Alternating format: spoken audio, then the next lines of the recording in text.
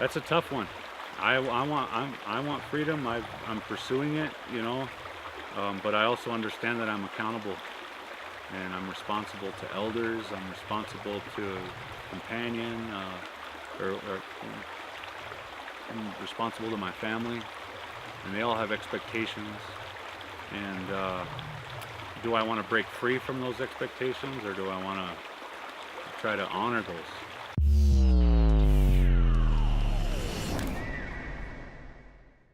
We're all tied to something. Real freedom, real freedom.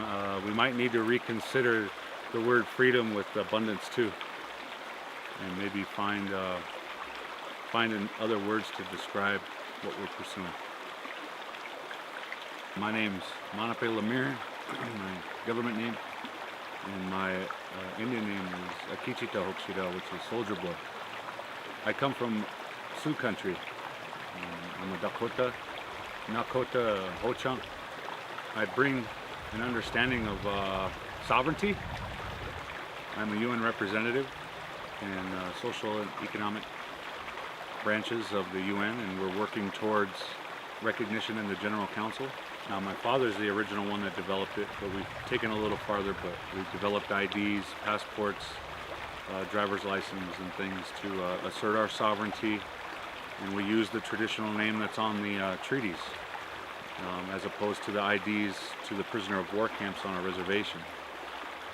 So we're looking to do government development, like an embassy and things like that, a database to keep track of who needs what in all these segregated reservations, but also to assert our sovereignty in different economic fields, whether that's technology and food sovereignty, many different things actually. There's so many fires to put out, and sometimes it's hard for us to have the passion to try to provide things for our people and to uplift our people. Sometimes it's hard for us just to muster some resources to go learn, whether they're eco-villages or they're communities that are starting to shift their thought, and or collectives, other collectives.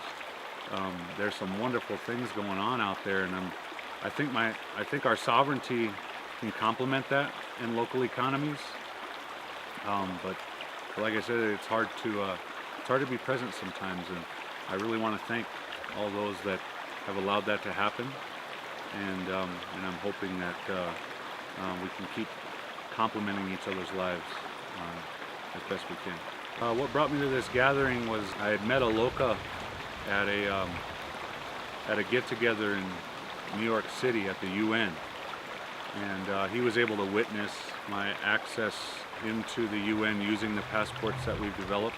Me and Aloka had aligned our some of our perspectives, so he felt compelled to have me here with some other indigenous folks, and I think we're really going to try to indigenize some of the thought that's here, because we're in Indian territory, we're in Indian land, so we have understandings that we'd like to bring to the table and try to complement, so we're all moving forward together, nobody's left behind. I think we all have to get on the same page, not just knowledge-wise, but just the mental energy. We want to have abundance, but we have to be careful that that doesn't translate into oh, well, America's founded on abundance, right? So it sounds good, but it makes us more cautious, and I think that we can bring another perspective to that. There's some pieces missing in that, and the Native community with some of our perspectives can evolve that into maybe another word or perspective that we can, but I'm just using that as an example of the Indian world and the non-Indian world influencing each other to have the appropriate language and thought. And some of the stuff can be frustrating for us, but we're pretty patient people, so so we're willing to work with that and help this evolve with an indigenous voice in it. I think that the indigenous voice would need to be towards the forefront of some of these things because of the understandings we have to the land, and everybody's trying to work together. And so we don't want to reconstruct Eurocentric thought while we're in an indigenous continent. what I like to try to share with people is that if the least of our people can't have access to it, then it's no good. And we need to go back to the drawing board. And so another thing to learn is that people outside of the Indian circles find it difficult to work with Indian people because we take longer. We take longer to think those things through and develop those things to make sure that there's a realization of good consequences and bad consequences. And that's a judgmental statement, but we just need to be considerate of all consequences when we move through.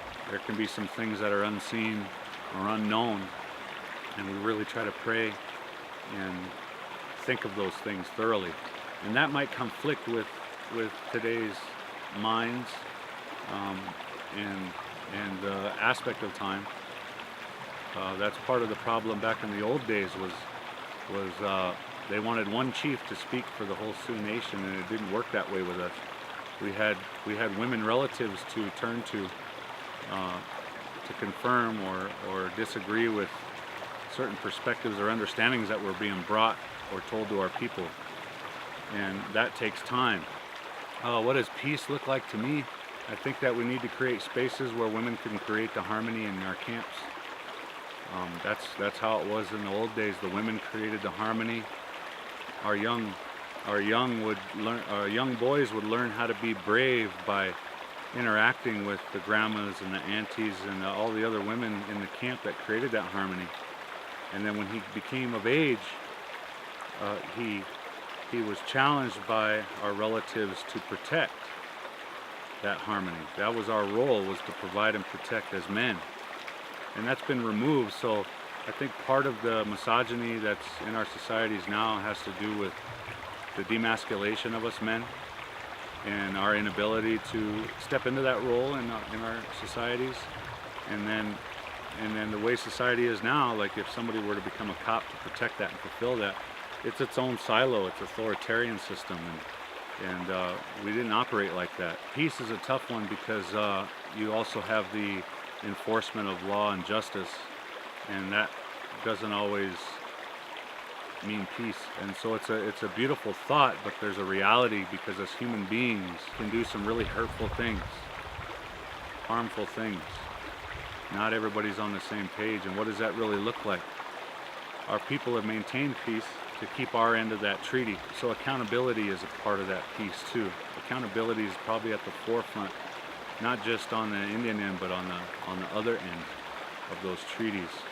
And so we can't reach out to the government, obviously, to enforce that. So we reach out to relatives all over the Turtle Island to help us maintain that peace, and we ask them to hold things accountable. And I think we did that when people showed up in Standing Rock that were non-natives. They were there to hold people accountable too. Their own government and the National Guard and Morton County and things. Those were all majority non-native.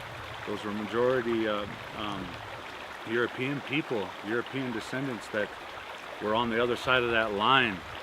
And so any non-natives that came to camp, I think that was part of their role, was to hold those people accountable on the other side.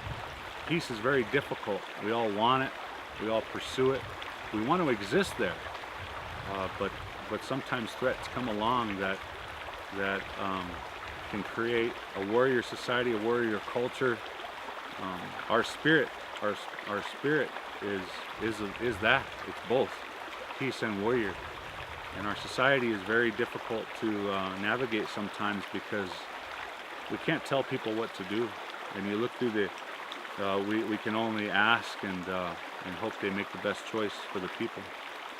And in the old days, we can sign these peace treaties, but yet it was difficult for our chiefs to tell young men to maintain that, because part of our culture was to go out and earn war honors and to battle, let some of that frustration out. It was out for a lot of our pent-up frustrations and things that might happen in camp.